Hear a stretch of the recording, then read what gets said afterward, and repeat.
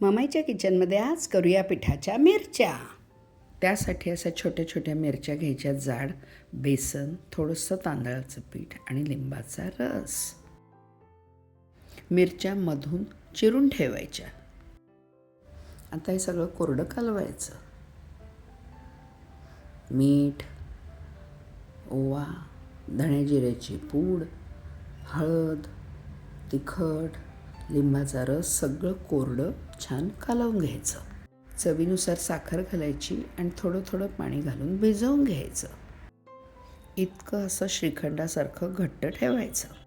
ह्या फोडलेल्या मिरचीमध्ये आपण हे भिजवलेलं पीठ छान व्यवस्थित भरून घ्यायचं. अशा प्रत्येक मिरच्या छान भरून घ्यायच्या व्यवस्थित. ह्या अशा भरून घ्यायच्या आणि तेलाच्या फोडणीला टाकायच्या. ही छोटी वाटी भरून तेल टाकले फोडणीसाठी. फोडणी द्यायची. मोहरी, हळद आणि तिखटाची छान फोडणी द्यायची. गॅस कमी करायचा आणि ह्या आपण भरलेल्या ज्या मिरच्या आहेत त्या त्याच्यात टाकून द्यायच्या. मिरच्या थोड्या परतायच्या. थोडा पाण्याचा हापका देऊन त्याच्यावर झाकण ठेवायचं.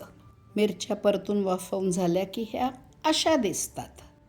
ह्या आपल्या स्वादिष्ट पिठाच्या मिरच्या खाण्यासाठी तयार.